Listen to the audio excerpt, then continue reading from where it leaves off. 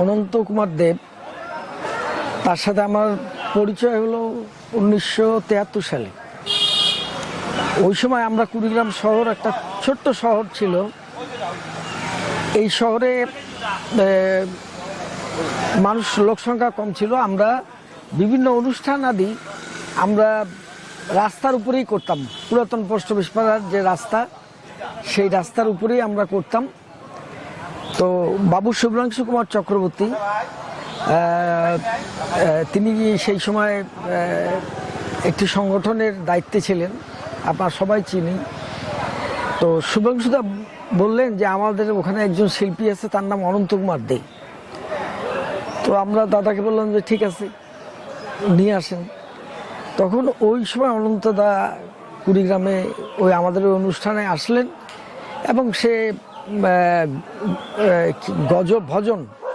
ভজন গাইল।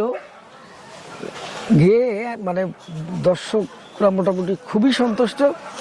ওই যে তার সঙ্গে আমাদের সম্পর্কটা হলো এবং এরপর মানে মানে দাদার ওইটাই ছিল কুড়িগ্রামের প্রথম স্টেজ মানে রাস্তার উপরে স্টেজ ফাংশন আর কি।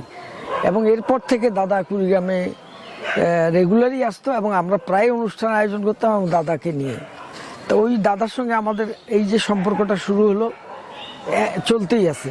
অনন্তদা সেই থেকে আমাদের যে অনন্তদার সঙ্গে যে সম্পর্কটা, যে সেই সম্পর্কটা আমাদের শেষ পর্যন্ত মানে নিরহংকার একজন মানুষ অনন্তদা, এবং যার অসাম্প্রদায়িক বললে ভুল হবে না, একদম অসাম্প্রদায়িক একজন মানুষ, আনন্দদায়ক একজন মানুষ।